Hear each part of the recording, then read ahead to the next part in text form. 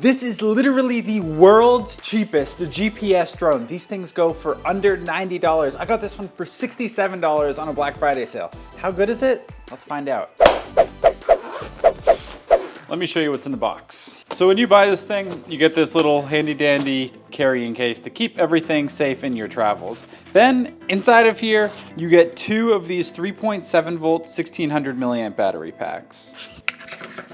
You get this little kit that comes with 4 extra propellers, a micro screwdriver, and a USB Type A to micro B charging cable for the batteries. Now look, this might be one of the worst feeling controllers that I've ever felt for a drone, but I think they're actually putting all of the money into the drone, making it as good as possible instead of into the controller. So this isn't exactly a bad thing. You've got your return to home button here, GPS mode, your typical, not so typical. This is actually to tilt the camera up and down. Most of these budget drones on Amazon do not have this. The camera's usually fixed, so that's actually kind of cool. Now on the left side here, you have what looks to be a button to adjust the speed, a power button, and I honestly have no idea what this button is, but I'm sure we'll figure out in a bit.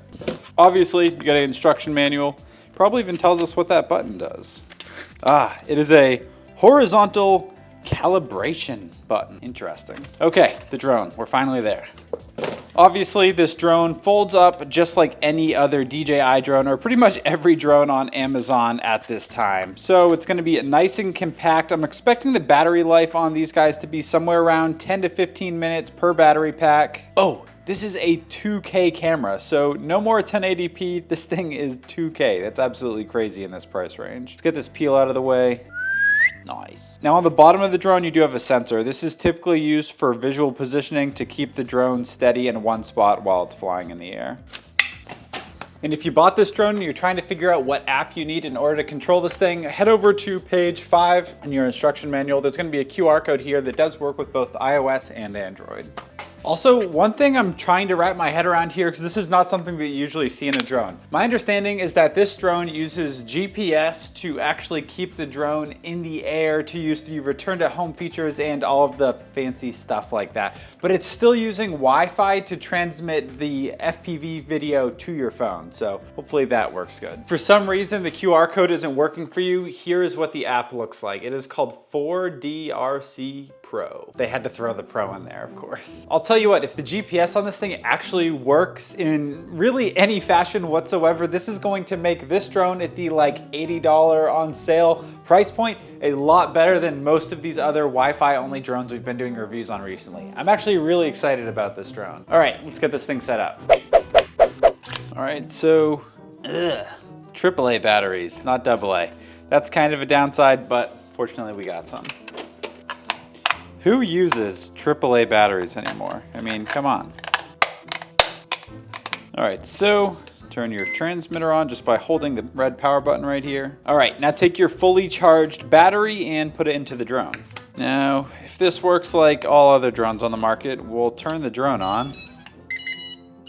I heard the transmitter beep saying that it connected to the drone. So that's the, I guess, GPS transmission. It's probably using like 5 gigahertz to transmit the actual controls to the drone, and then GPS for, I don't know, talking another language here. Let's see, if we open the Wi-Fi networks, I'm assuming we're gonna see, yes, right here. 4DRC 8K GPS. 8K, let's get it. All right, I've connected to that. I'm assuming now we just open up the app, allow, go. Remote control flashes, okay. We got a, okay. I hope this thing doesn't take off. We have to, okay.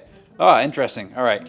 Just follow the instructions on the phone while you're setting this thing up. It just went through a calibration process, and you know it's successfully completed when this light goes from flashing to solid. Now we can hit next. Place the aircraft in a horizontal position, okay. Click the horizontal calibration option. Do not leave it, ooh, calibration finished. Nice. Next, click the guide. Okay, more calibration stuff. I might just speed this up. Okay, oh, nice. Now we go this way, and we do it, and we do it this way twice. Okay, calibration finished. Oh wow, this feed actually looks pretty good. Well, this actually, oh nice, look at this. Come on, focus. You can see the camera tilts up and down just like it's supposed to. Nice. The video feed coming across here actually looks really good. I can't wait to get this thing out and actually fly it. Quick flight in the garage though. I don't even have a controller in my hand. This thing is literally just flying here.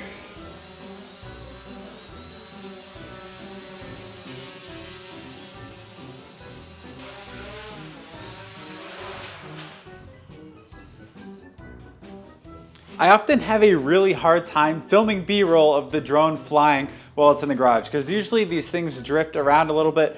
I was able to take the transmitter and place it on the ground, and the drone literally just stayed there, and I felt totally confident that it was not gonna float away. I even pushed it on a few times with my fingers, you guys saw, and this thing fought back. This is, I don't wanna get too far ahead of myself here. The drone footage could totally suck, but this is very promising. $67, I got this thing for $67 on sale. It will be absolutely game changing if the quality of this thing is good and you can fly it 100% off of the FPV transmission. I'm excited. Oh, in case you're a camera geek, this thing says it's shooting at f2.8 with a 5 megapixel camera, so not bad.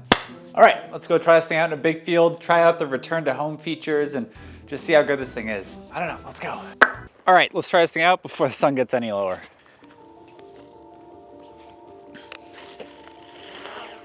This thing is like dead freaking quiet. Obviously I can hear it because it's standing like 5 feet away from me, but if this thing was like 20 feet away, you honestly would not be able to hear it. All right, I'm gonna try to start flying this thing. Let me start recording, then I'll kind of show you guys the footage as we go here. I'm gonna try to fly right now just using the actual FPV footage here, see how far out we can get before we start to lose signal. Starting to get a little bit choppy now that we're like, I don't know, 100 feet or so away from us. It is still coming through. You could like technically still fly off of just using the FPV footage, but it's getting choppy. Let me turn around towards us here. I'm gonna go out there with it. I found when I'm out in the middle of the field, the video signal usually looks a little bit better. I'm gonna place you guys here to watch. We've definitely used drones that are a lot worse than this. The footage is still unfortunately kind of choppy, but now that I've kind of got it up there and just them letting it sit there, the footage is kind of smoothing out a little bit.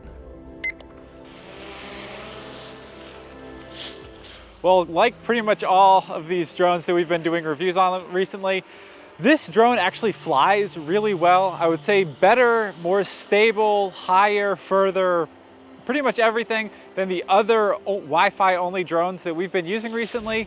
Unfortunately, the video quality on this drone seems to be almost the same as what it was on pretty much every other drone on Amazon around the $60 price point. I was really hoping, this being a GPS drone, that it would be relying less on the Wi-Fi and it might be a little bit smoother. Unfortunately, it's still like a pretty crappy camera. It's cool that it has the ability to point the camera up and down, because a lot of drones in this price range do not come with that. So that is a benefit for sure. But unfortunately, the camera, if all you want is a good camera, you're gonna have to spend more money than this. All right, let's see if we can shut this thing off just like that. Not bad.